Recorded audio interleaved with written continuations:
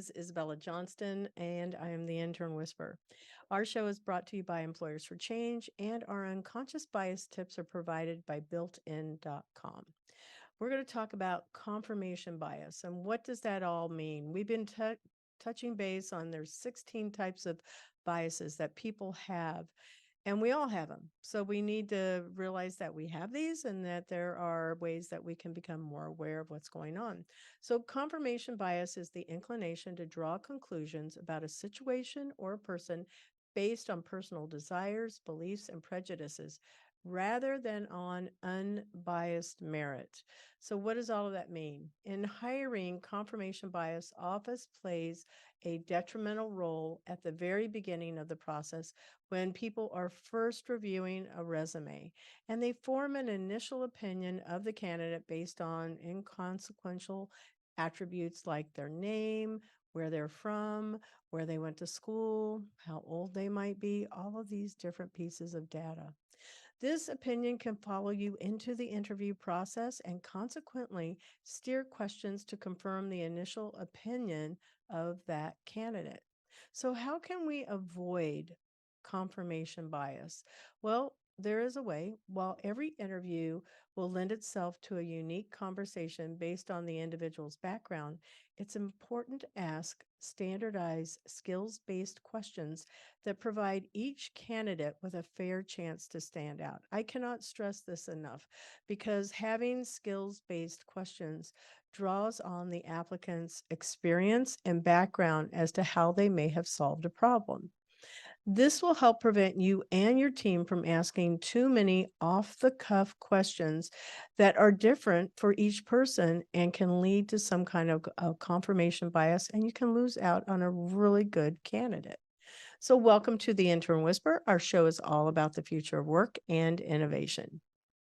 Hi, my name is Isabella Johnston, the Intern Whisperer. Our show is brought to you by Employers for Change, and I'm really am very excited about our guest this week. It is somebody that I have met 2 years ago, so hard to believe.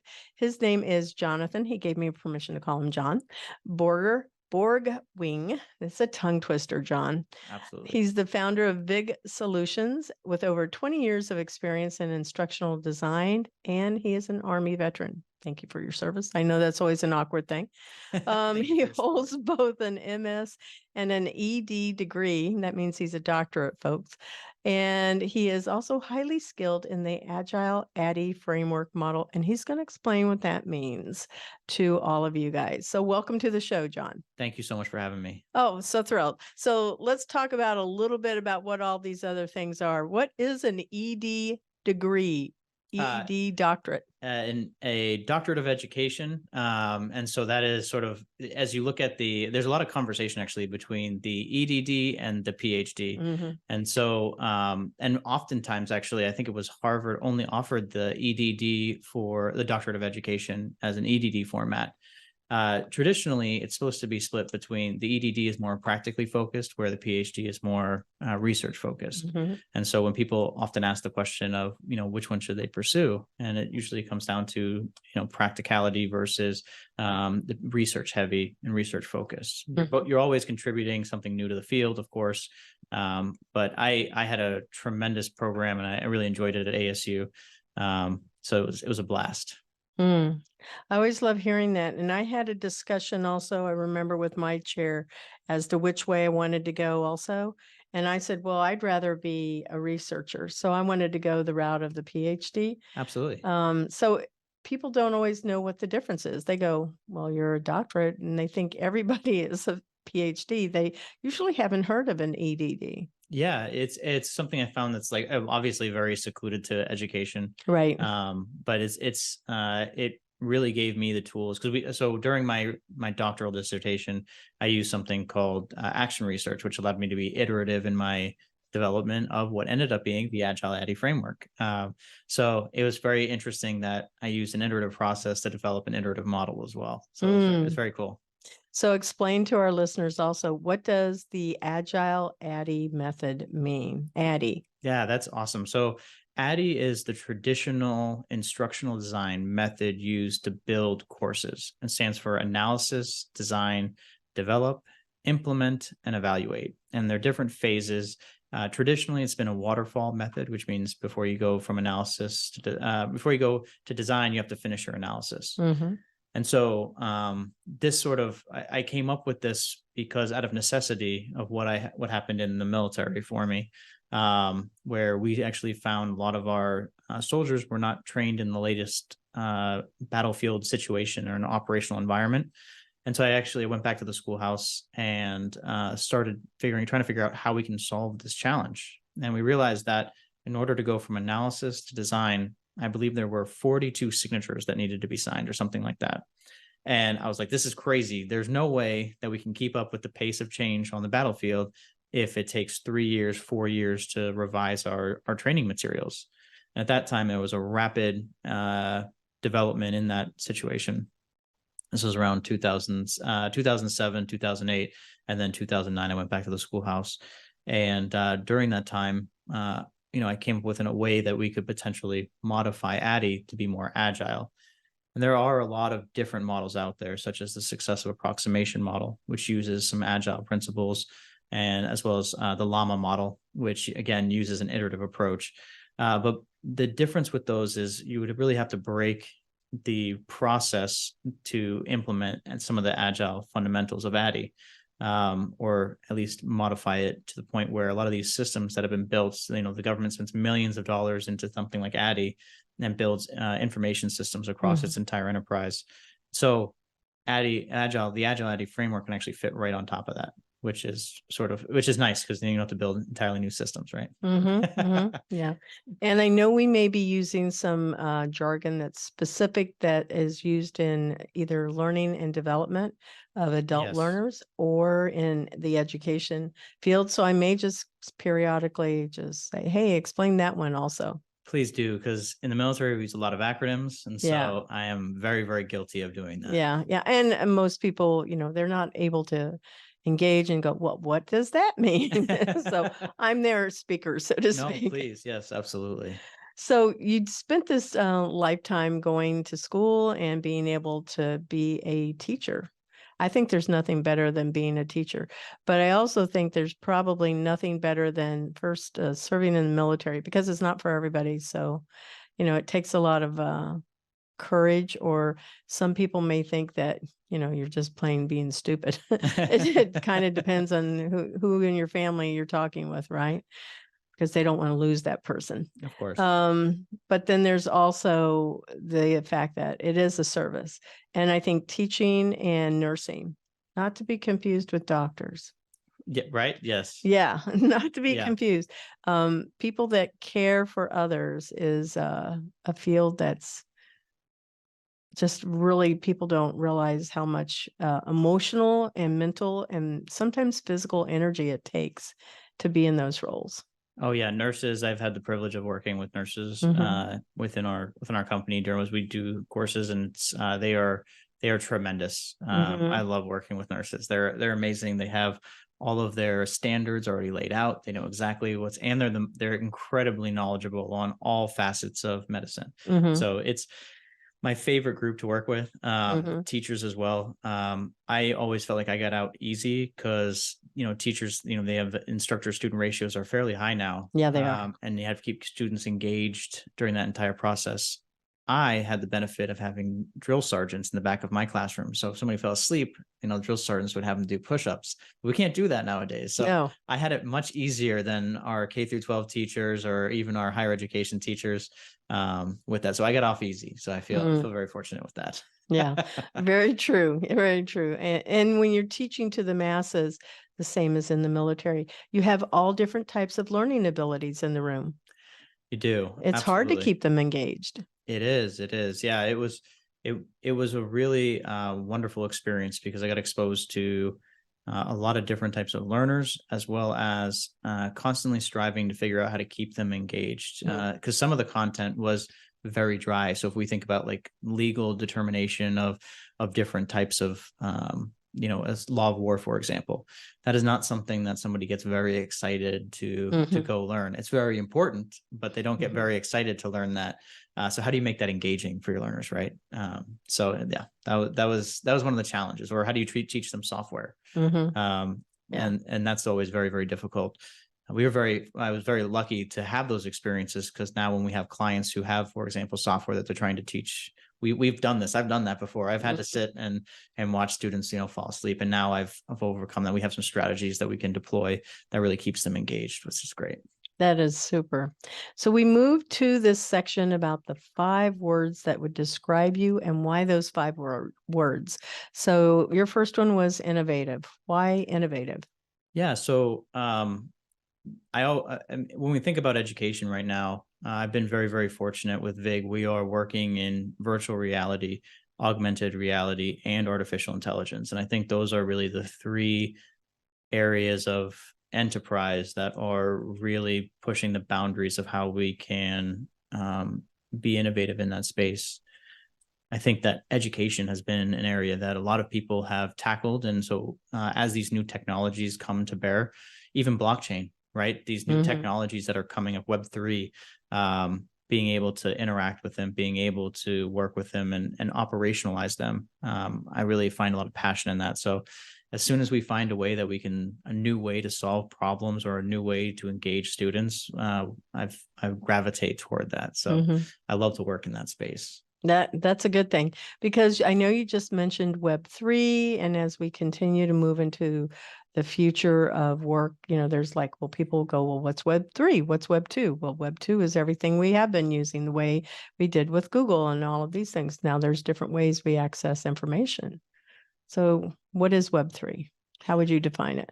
Oh, when we NFTs, right? I'm going to mess up that acronym. Non-fungible Tokens. Yes. There we go. I think, and especially with when we think about Bitcoin, yes, think about the cryptocurrencies. I think that's what people most associate with some of those Web3 technologies. But I think that's just the start. And I think that there's a lot more depth there, but it's also how you interact with your environment with Web3. Like you can have an entire building on a Web3 contract. Yep. And there's, for example, Arcimoto's on Web3. Arcimoto's that's the company. Glenn Cook, Arcimoto. Who's the founder? The founder. No, I don't remember the founder, but right now I'll look it up while we're talking. But yes, I'm with you. Arcimoto's amazing. And their vehicles are awesome. But I think they have an Arcimoto on the blockchain now as well that you can Mark buy. Frohnmeyer. There we go. Yep. Yeah, that was the name earlier. Oh, okay. Yeah. Anyway, for our listeners, go look up Mark Frohnmeyer. He was a previous guest on the show. Yeah. Okay. No, they're awesome. The company is tremendous. Yeah. So, but they have these vehicles that are really, really cool. But the fact that they can put them on a blockchain to be sold is even cooler. If you think about what we do with credit cards now and the fees and the processing fees associated with that, Web3 really takes that to a whole different level. And there's all sorts of innovation happening in those spaces, especially with, as they look at computing power. Yeah. It's a really exciting space to be in. It is. And what gets so frustrating, I think, to people is that when they hear about the NFTs and cryptocurrency and all of the things that are around what the future of currency can look like, go, but I can't touch it. And they're used to touching dollar bills. And so I guess the easiest way to help them understand that is, well, you have a credit card and you can use it to go buy things, and it's based on leveraging money that comes into your bank account, and you may never touch that money. You're using a card to access it. Yeah, it's very cool. There are all sorts of, and it's not just in 3D. It's not just in 2D. It's starting to transcend. You have like a wallet. It's almost like you have your on the iPhone. You have the Apple Wallet. Right. It's exactly like that. You have wallets that exist within the browser, with your phone, that you're able to take and use on different blockchains. Yeah. So, yeah. And access however your money is, whether it's stocks or if it's in actual cash or if it's in art or in those different areas. Yeah, exactly. Yeah. Yeah. And I think it's the whole blockchain piece there got, I think, disrupted. There was a gold rush of, as you saw, values of different coins increased substantially in price, and then it hit what they call the crypto winter, where things started to go down again. It's gonna go in hibernation for a little bit, and then we'll see what happens. Yeah, it depends on what's going on with our government also. Exactly. Well, your second word was grit. I think that goes really well with the fact that you served in the military. I forgot to ask you, how long were you serving? 4 years with a 15-month deployment to Iraq. Wow, that's a long time to be 15 months in another country. And if you were married at the time, that's really, really hard. Yeah, it's a there were very, very bad days. There were if you make friends that you'll have for the rest of your life, and you experience a lot of things together. But it was, we did 15 months just south of Baghdad, main effort for a little bit of that time. So Yeah. Agile. Well, that ties in with your profession. We had innovative, grit, agile. Oh, I'm sorry, I didn't talk about. So are we going back to grit? I apologize. Yeah, that's okay. So a lot of times when we think about challenges that we face, it's you're going to fail, right? Failure is going to happen. But I think what really helps me is I continue to move past that, having that ability to move forward even after you find difficulty. In fact, I think it starts to get fun when things get difficult, right? Because that's when you keep on going. And David Goggins, I don't know if you're familiar with David Goggins. I do not know this name. So he's great. I'm going to look him up while you're talking. Yeah, he's phenomenal, but he has that same mentality of grit, where once things get difficult, then you really start pushing. And that's, if things are easy, then anyone can do it, right? And when things get difficult, that's when the fun begins. So, as an entrepreneur, we know that, you're an entrepreneur yourself, things get difficult, and you have to have that grit in order to be successful, in order to make it to the next level. Oh, he's an author also. Yeah, and a Navy SEAL. Yep, he did the Navy SEAL selection, I believe, 2 or 3 times.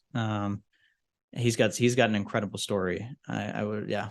Okay, I like this quote. You are in danger of living a life so comfortable and soft that you will die without ever realizing your true potential.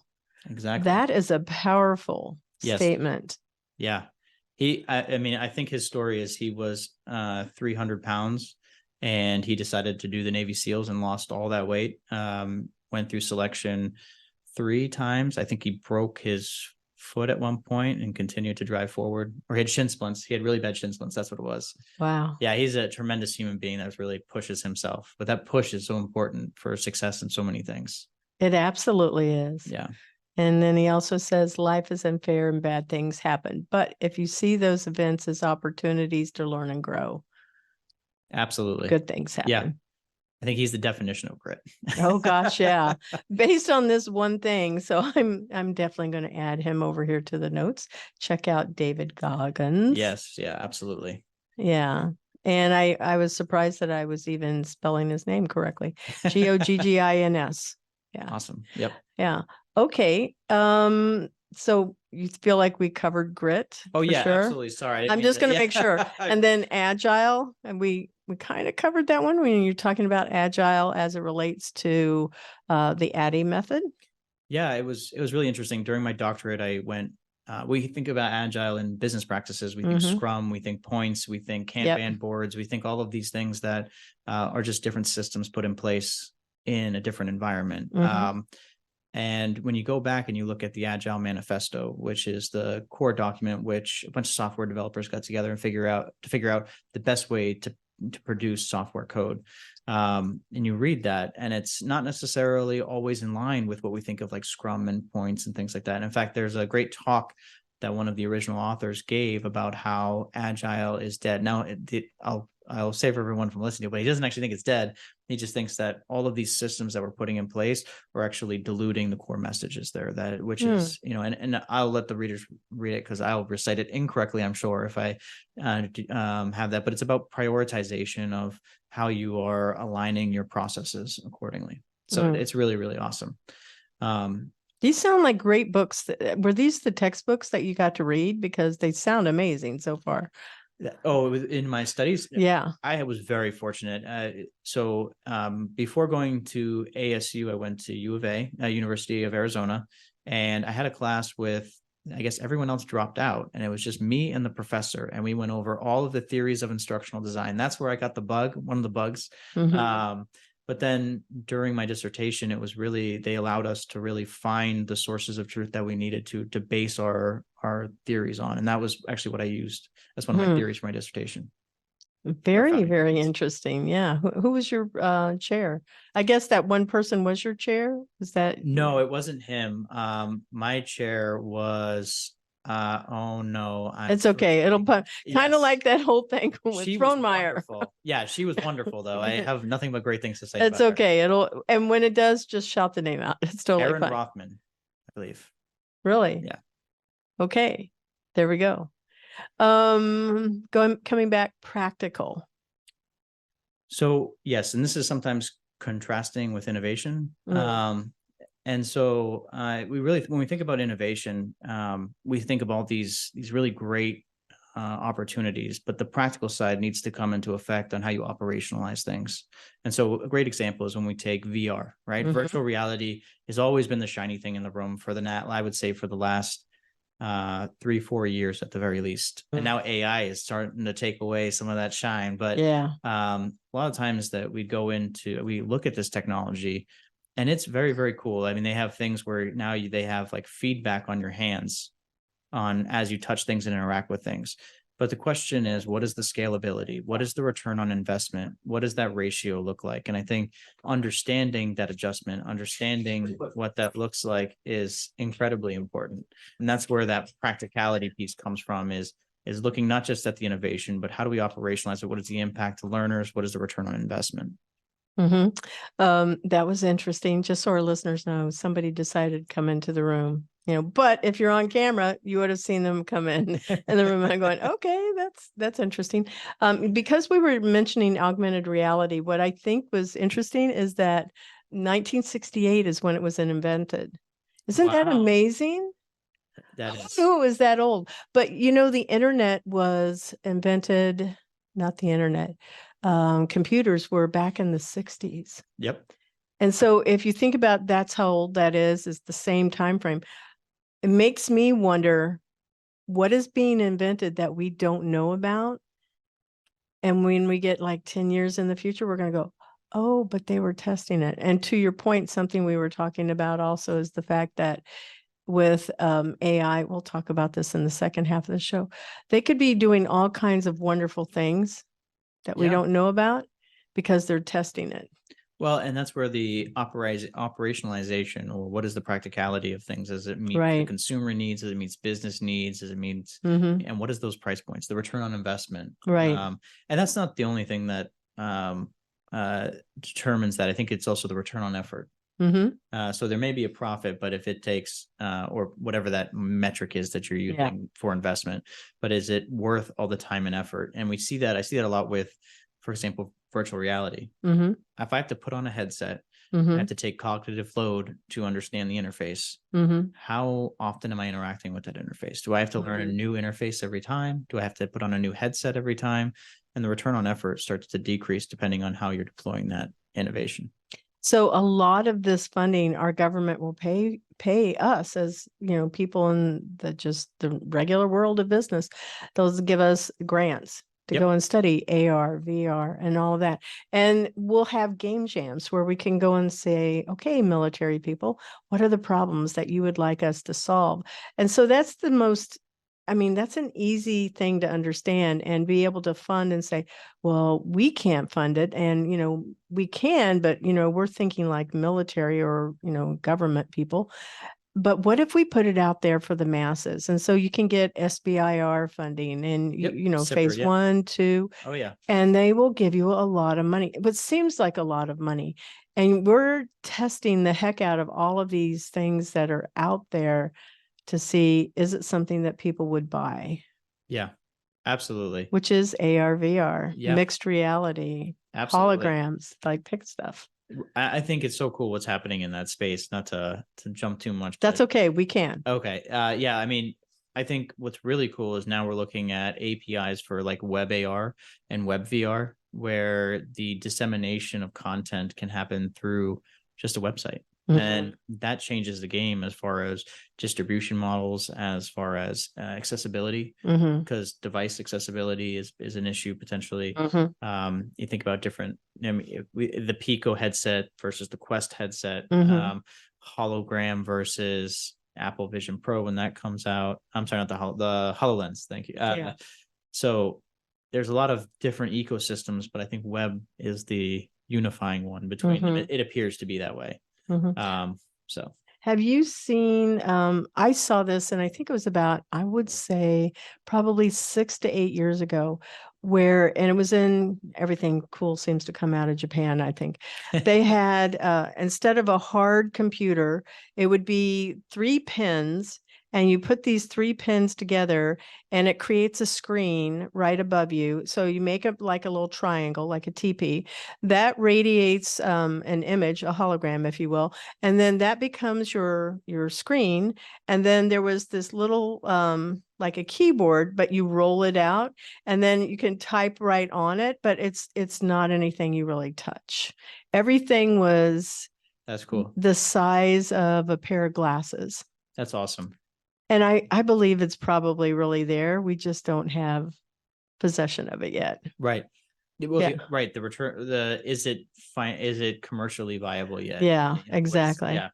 It's very cool. I think we're seeing the start of that with the Apple Vision Pro. Yeah. And I think why that device is different from, say, like the HoloLens or say some of the Quest. And I know Quest's getting there as well. But the fact that it can immerse you, or you can still maintain connection with your reality and where you're at right now. I think having that flexibility is important. Yeah. It's a lot like when you go and see science fiction movies and they're like swiping things in the air and it looks like a hologram essentially, but like you can move stuff around. It feels very, very interesting, very cool to watch. You can go, is it? But yeah, it's here, but it's not commercialized yet. Yeah, right. Yeah, exactly. And I think we're getting there. I think we'll definitely be there in the very near future. Oh yeah, I would agree too. Yeah. So we covered all of those words. Oh, except the last one, integrity and transparency. So that's interesting that you paired them together. Yeah, I think, so I try to be transparent in everything I do. I think it's important. It allows you to move quickly. It allows everyone to be on the same page. But also in the integrity to understand that, for example, I have had discussions and made deals with people so that it's just a gentleman's word or a human's word. A human word. Thank you. I was looking for the correction on there. Thank you. I appreciate that. But yeah, just taking somebody at their word and then moving forward and being able to have that integrity and transparency of where you're at. Has enabled all sorts of things and having that, but it's very important to me is keeping that integrity, keeping that transparency, and that's what we practice with VIG. It's one of our core fundamental pieces there, even with our clients. I think sometimes there might be too much transparency because we show them how the sausage is made, so we scale it back based on their preference. But I think it's important so that it keeps everyone on the same page as well. So you've mentioned VIG. It's a nice segue to where we're going next. Where did that name come from for your company? What does it stand for? VIG, so our listeners know. Yeah. So VIG is actually, so agile in Swedish is VIG, and my sister came up with it. Because she speaks Swedish. My dad's from Sweden. And so she came up with it in the car with her boyfriend. They were all trying to figure out what the name of the company was going to be. And they said it and it just sort of clicked. But the team has also came up with that. It's an acronym for very important girls, because we are definitely a women empowered company because we're I think we have 3 of us are hanging on to keep up with the rest of them. But that's definitely where most of our employees are. That's cool. That's a good story there too. So what does your company do? We're an educational innovation company. And so that's a little vague. So just to get a little bit more specific, is we do everything from virtual reality development which is we're able to do so at a lower cost than most individuals with a higher level of realism, which is great. We do e-learning, face-to-face instruction, but we like to ensure that there's a high return on investment as well as a high return on effort for both our clients and learners. We have a training platform called trainingos.com, and it uses AI to empower teachers in the classroom as well as instructional designers. And it uses generative AI to do things like create personalized learning plans, to come up with course descriptions, to create, it'll actually, if you describe like a problem you're having in the class, it'll help build some solutions for you in that. So we're very excited about that. Yeah. So you have, I know when I first met you, like in real life, and it's so hard to believe that was just last week, right? Right? Yeah. Yeah. You had said, now I think you were being very modest, that you were not a programmer. And then it came out a little bit later in our conversation that you do know how to program, that you did study that too. But I went and I signed up for Bubble, and it is not that simple. I sat there and went, okay, yes, somebody believed in me. So yes, I think I can do this. And I was picking the answers and I went, I have no idea how to do this. And it wasn't free. And it said it was free. There was a cost. Yeah, Bubble is great for it's a low, I would say it's a low code, not a no code. Yeah. Yeah. It's a low code platform that it's great for minimally viable products, Mhm. MVPs to come out. And that's actually what we built the first version of Training. Well, we're currently Training OS on. And Training OS originally came about as a algorithm that I built because we saw a lot of transitioning K through 12 teachers into the field of instructional design. Mhm. And we saw a lot of them going through, I'll call them influencer boot camps Okay. in the instructional design community. And they were leaving expecting to have the same type of skill set that somebody who had been in the industry for several years, as well as had master's studies, so they understand all the theory. And they do these boot camps some do a great job, but they're just not there yet. For example, aligning what is the right technology intervention with learner outcome. And so some of those things get lost. And so one of our hopes is we could use Training OS to help guide them along the right path, to help empower them and make better decisions. Instead, I created this very big algorithm, and then ChatGPT came out and consumerized through APIs all of the AI technology, which is phenomenal. But it also made that algorithm much shorter, and we saw a unique opportunity because we were already building Training OS at the time to integrate a lot of those features into it. And so now AI is really running Training OS for our clients, and so we're very excited about that. That is exciting. Yeah. So, and I love the fact that you were being very modest about the number of women that are in your company also, so that I think it's really important. I work out of a place where I am the only woman-owned company. So I would love to see, walk into a room where I go, oh, look, there's all of these women in this STEM and these tech fields that it feels very lonely at times. They're awesome. I'm very, very fortunate to have the team I do. Yeah, they're tremendous. But yes, I am very frequently the only guy in the room, and that's great because then I know we're doing great things. Yeah, I would say you are too. Yeah, because that's going to be one way that your company will always stand out, is the fact that it is focused on that. Is there anything else that you would like our listeners to know about your company? I'm very excited about the next few years. We are moving in the field of, we're looking at how you consumerize. We talked about consumerization. We talked about practicality. We talked about operationalization. We are looking at technology intervention as a way to increase student outcomes, learner outcomes, workforce outcomes, rather than just hey, this is really cool. Right. And so we use Kirkpatrick evaluation methodology, so we can actually show outcomes from the training.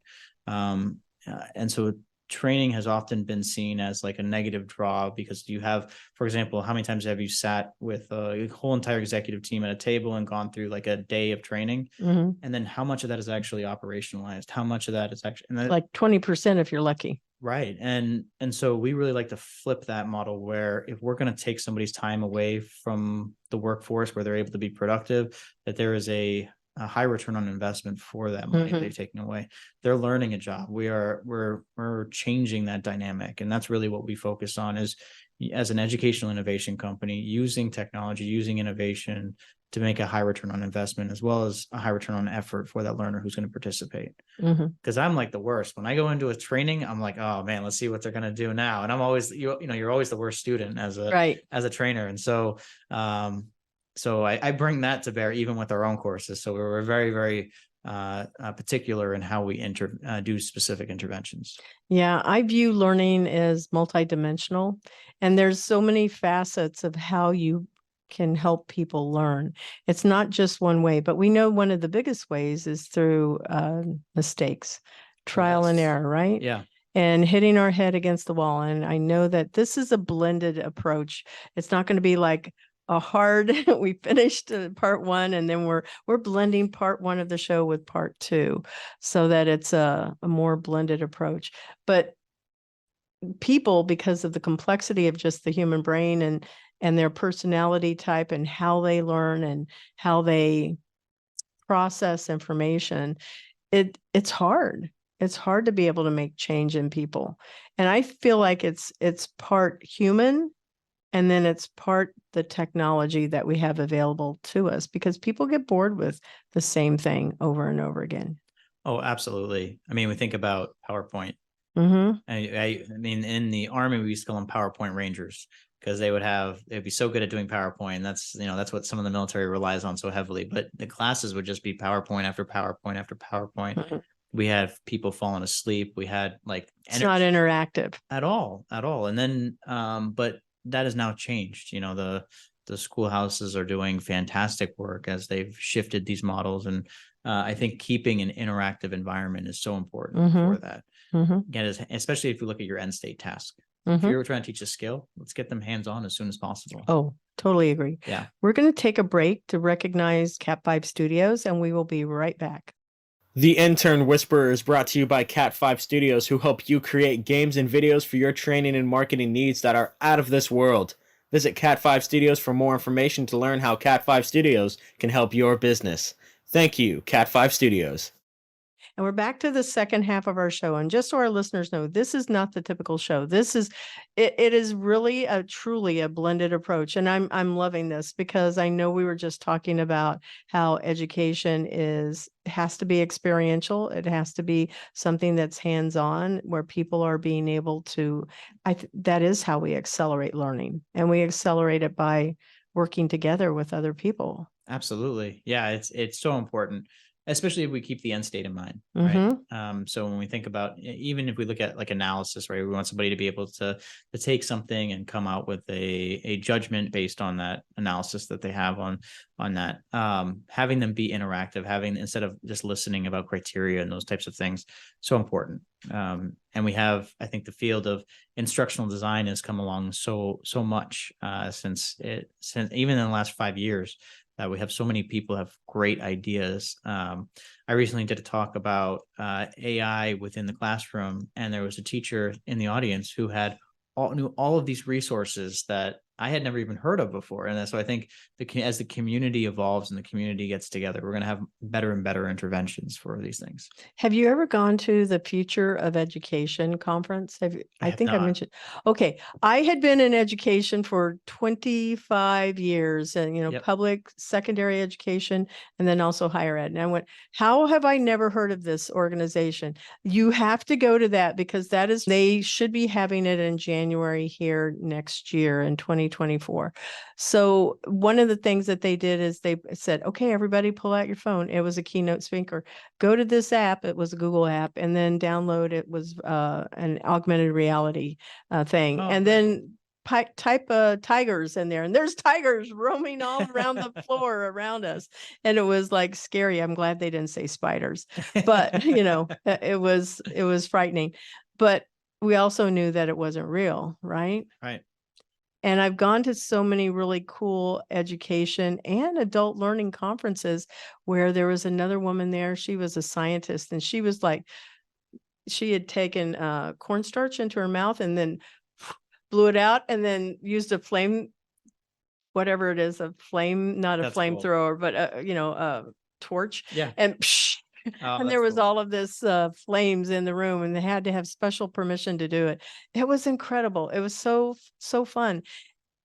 That is what learning is too, Yes. because it makes impact and it has an impression and it's not forgotten the next Absolutely. day. When I was at this time I thought I was not going to do education. I thought I was going to do like the CIA, the DIA, all that stuff. Mhm.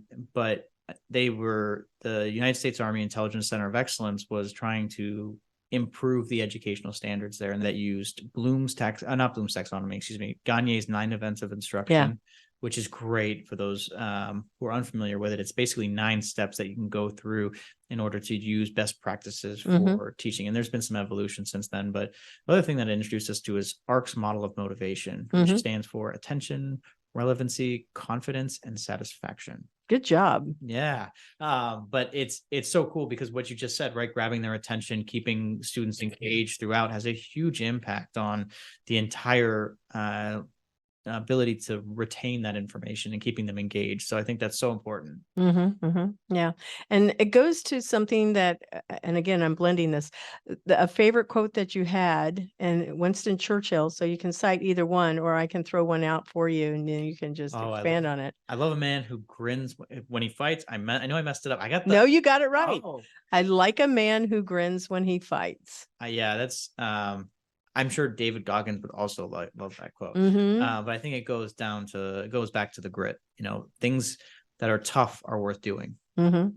That's really where, for example, making VR operational or viable for the masses. That's tough to do, right? Yeah. Or even having that idea of that price point. How do you get to that, right? But it's worth doing. Anything worth doing it's often hard to do. Yes, it is. Yes. And so when things get tough, when you get pushback, then things get exciting because now you're doing something that's hard, that's going to be impactful oftentimes. And the other one that he said was, nothing in life is so exhilarating as to be shot at without result. That's very deep. Yeah. Well, I mean, that's a little more literal for me. Okay.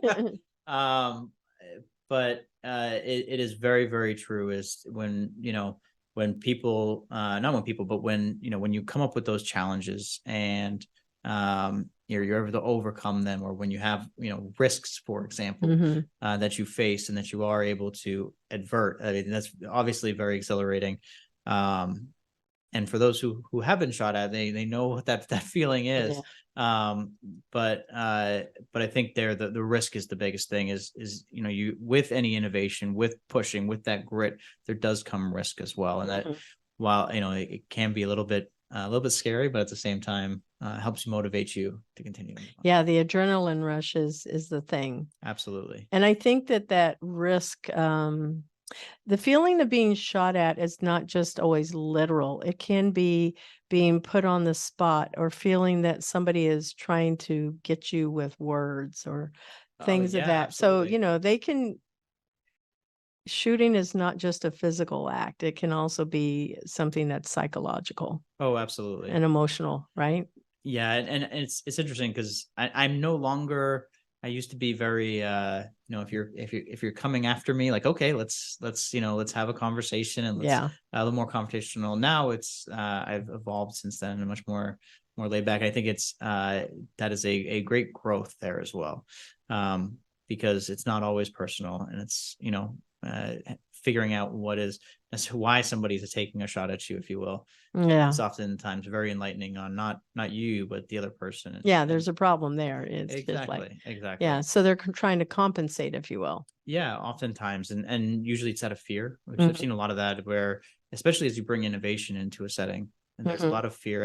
A great example of this is actually, as we start talking about AI, I see a lot of fear around that, and that's from teachers who think that somehow AI is going to replace them, and no, quite the opposite. 100%. And that's always like, we are building AI to not replace anybody, but to actually empower them in the classroom. Yeah.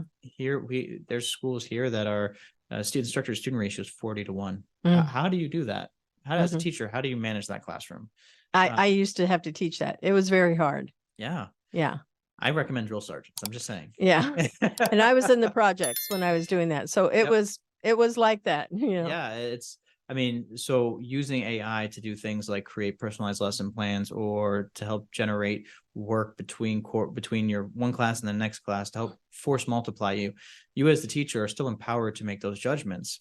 But to write out the words is maybe not something that you necessarily need to do. You need to make sure the right words are there. And so that's our hope with AI, is actually to empower those teachers, make them AI should be a force multiplier for them. So one teacher with AI can hopefully do more. So it leads to the hardest lesson that you learned that changed your life. And you actually you said almost exactly what we had talked about. Failure is the beginning, but we can all do hard things. And so that's exactly what you're describing. Yes. Yeah. It's that growth mindset, right? Yeah. And we were fortunate. I was sitting in an audience when I first got introduced to growth mindset versus fixed mindset. We were talking to some people who work with the special forces community, and they talked about how people with fixed mindset who were doing so well their entire life, but then they hit failure the first time, and they have a real difficult time overcoming that. But people with growth mindset were able to be more flexible in that environment. And I think failure is just the beginning, because you learn a lot from failure. Failure is science-based too. Yeah. It's how many times do you have to fail in science before you get to the place where you go, okay, it's 1,261, but 262, we just now got a light bulb or whatever it was. Yeah, exactly. And I mean, that's the entire scientific process, right? And all the research is based on is that there's a lot of value in failure. Yeah. But yet we're embarrassed by it at times. Yeah. Isn't that funny? And I think it's part of the journey. Whenever we have a setback, it's I look at it as, okay, now it's time to get to work. Like now we have a goal, right? We pushed until the point where we had an issue, and now we have a goal, and now we can overcome that. The ability to overcome the mindset of how in maybe the for-profit world, failure is supposed to represent something bad, whereas in research, it's something wonderful and it's celebrated. Exactly. Yeah. Exactly. So who in your life has had the biggest impact? Let's give her a shout out now. My wonderful wife. Yeah, she's got a name. Let's say it. Cynthia Borgwing, the executive director of the Rebuild Yourself nonprofit. Okay. But actually Vig would not be here without her. So she had the idea originally to start working as an instructional designer, and seeing what would happen. And we got one client, and then we got two clients, and then I got so many clients that I couldn't do the work myself. So the wonderful Michelle Hanna came in to help me, and she's got a tremendous background in both K through 12 and instructional design. And we started building the company more and more and more. And now we have people like Alexa Tyler and all sorts of fantastic people in the company that are able to support all of our wonderful clients. And educators are awesome. Oh, they really are. Yeah. So as we look at 2030, what do you think 2030 is going to look like? So we talked about this a little bit, right? It's not that far away. It is not. It's probably 5 years. Yeah, 5 years. And so I think we're going to see so we have the app. AR is the big thing for me. Right. I think as we looked at spatial computing. Okay. Which gives us a little more flexibility between VR, AR, and sort of our environments. But I think that interaction is going to be really important.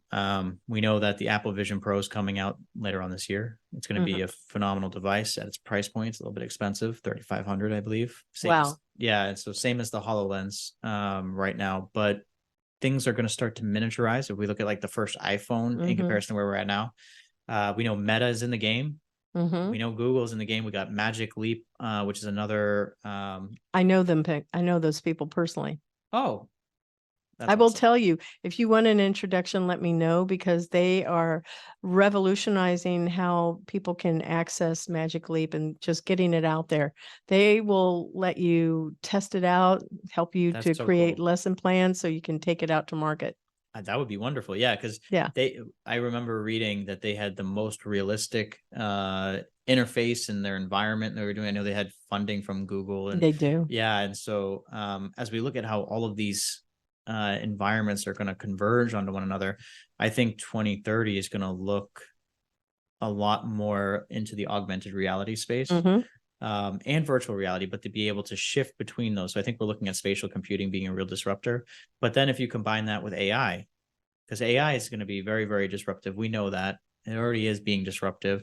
I think we had somebody pass the bar, I think, with AI, open AI. Really? Yeah. And I know that somebody passed like a high college course or something like that. Yeah, it's been crazy that what it can do. And this is just what's publicly released. They're training all the time in advance and things like that. So if you mix AI in with AR, so the ability to generate just-in-time images, for example, inside of an AR interface, there's a lot of really, really cool things that can happen. Eighth Wall has a demonstration of using both DALL-E and ChatGPT inside of Eighth Wall, which is an AR company that you can use to display on a phone using web AR and interface with those two. It's really, really cool, the type of things that you can do. So I think in 2030, I think we're going to see a lot more virtualization. I think we're going to see a lot more interaction. I think blockchain will probably come back in a real big way. And I think we're going to see AI be a very disruptive force. I think those are really big things. And if we look at it in education, I think we're really going to see that whole environment transform, especially if we look at skilled workforce development, if we look at skill-based assessments and things like that. I mean, we're able to really transport people. I hope so. I really do. We're going to make it happen. Yeah. And we can do it the right way too, which leads into the ethics. What ethical dilemmas do you see with using AI? I personally would like to create something in the Central Florida area where we're really championing the concept of how ethical AI should be used and what are the checks and balances that we're doing to ensure. I had read last week that students had used Chat GPT to create an essay, and 3 people had pretty much the same essay that was turned in.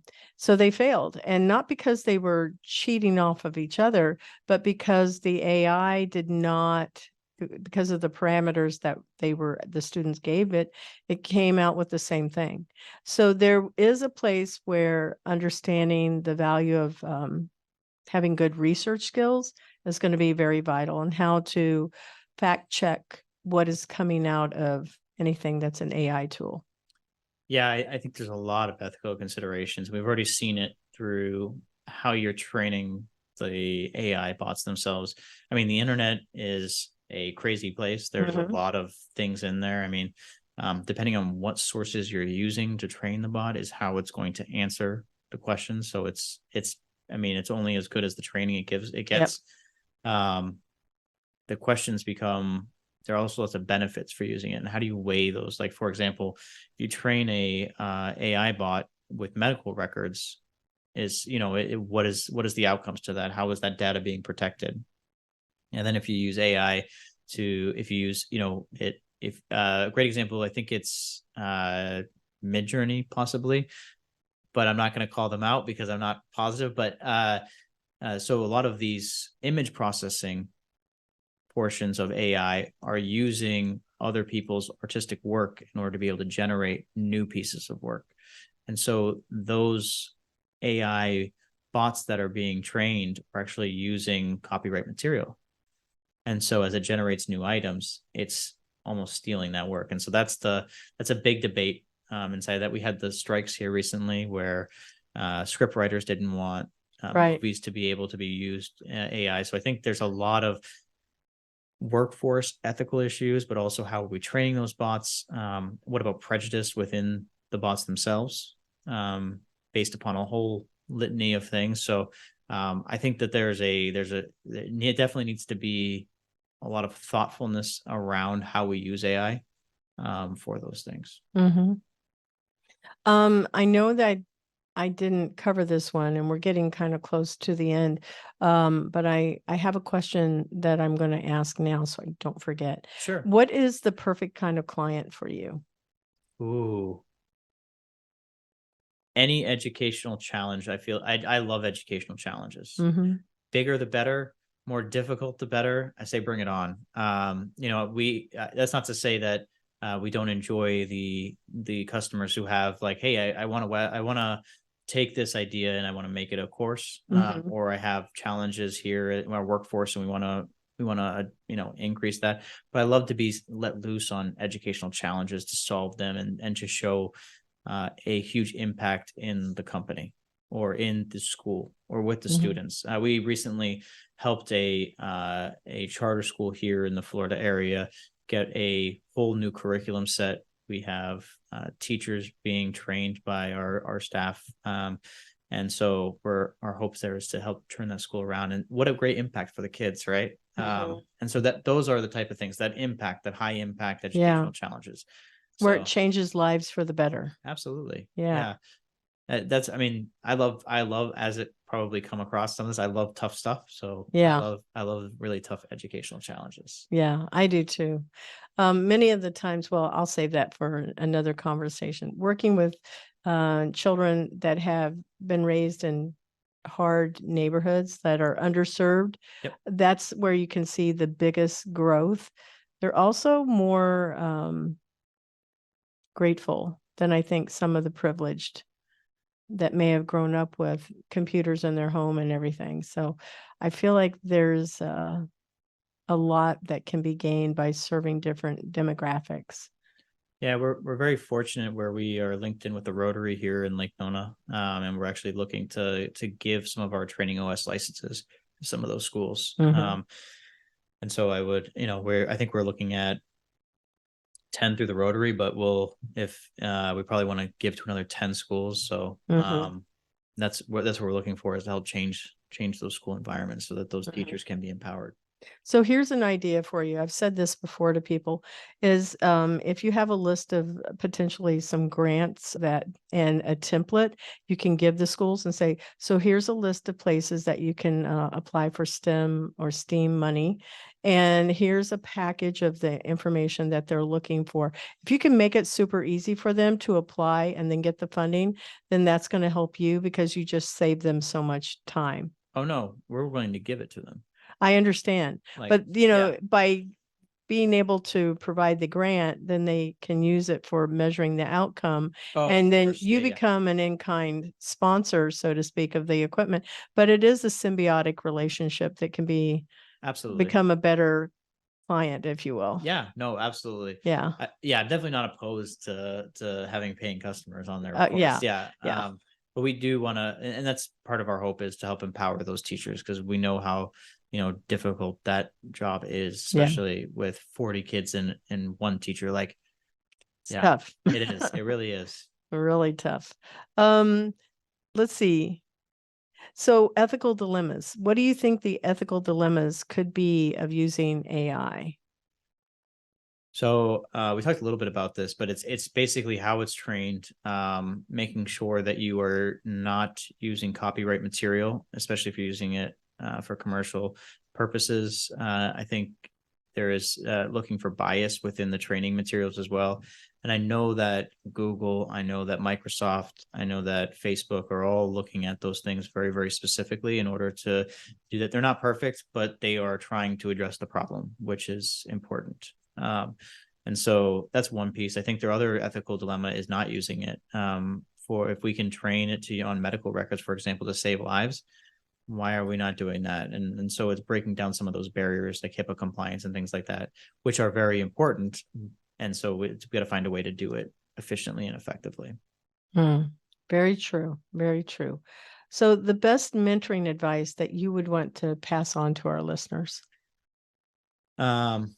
So I had the opportunity, my amazing wife, Cynthia, who's the executive director of Rebuild Yourself, has her nonprofit actually started a mentorship program with kids who are in junior and senior year. So I actually took on two mentees this past weekend. And one of the things I noticed was that they were very, very hyper focused on what their job was, because they felt like it was their source of identity.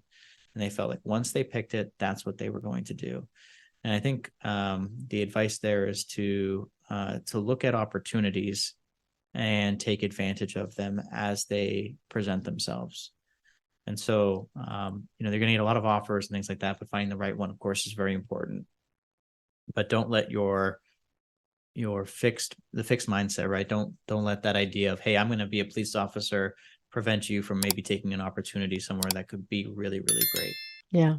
And that's what I presented to them. And obviously being a mentor, a lot of listening versus just talking, of Right. course. But that's some of the advice that I've given them. Yeah. Yeah. You're not defined by just one thing. Did you know there's research that shows that people will have 7 career paths in their life? It makes a lot of sense. It does. Yeah. Because I can look at mine and say my gift in my industry has been education, but I've gone in so many different directions with it. You can go into software development, education. You can go into instructional design, education. You can go into game-based learning, education, right?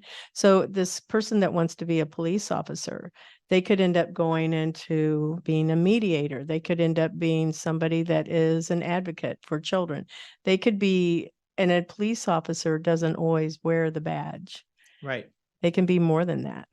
Yeah. And I mean, these 2 individuals are tremendous and they want to be entrepreneurs and they already have their ideas on what they want to do. And they're ready to pitch. And so it's very interesting to see that, but also to give them the flexibility, because I see it on everybody in that age group, is they feel like that decision is so important to make, because it's going to define their college, which will then define, and that's what they feel like, right? Yeah. And they feel like that delineation is already set in path, when actuality, I mean, I still don't know what I want to do when I get older. Right. Yeah. 7 career paths. Yep. Oh, by the way, I can give you a code, and they could sign up for Swirl, which is Startup Weekend Orlando. And cool. they can, in 54 hours, see if their idea actually could make money. I will definitely pass that. And I'm going to send you the code tonight. Awesome. Have them sign up because it is in 2 weeks. Awesome. Yeah. They would love that. And it's just so our listeners know, it's a Friday night. You pitch an idea and you can form a team. People can be on that team. And then you spend all day Saturday, 8 to 10, Sunday, 8 to 7. And you have to go out and do all kinds of customer discovery and make money. And if you can't make money, then that means that may not have been a good idea. But I've seen everybody come back and they've made money. That's cool. That's very cool. Yeah. So you guys should go. You and your wife should go for sure. Absolutely. Yeah. And then watch the light bulbs come on in their heads. Oh, it'll be awesome. Yeah. And you could be on their team that way. That's the best mentoring thing. Absolutely. Well, how can our listeners contact you? I'm on LinkedIn. Okay. That's probably the best way. And then we also have I'm on Facebook as well. And obviously we have our websites. The website? Yeah, trainingos.com, as well as learnvig.com. I'm going to put both websites on here. Yeah. Every time I say Vig, did you say big? V as in Victor, IG. Yeah. Very important girls. Yeah. Yeah, there you go. That's going to stick with a lot of the women there for sure. Absolutely. Yeah. Okay. Well, thank you for sharing all of that information. And I look forward to getting together next time and absolutely figuring out how we can collaborate. I'm looking forward to it. Yeah. Thank you so much. Thank you.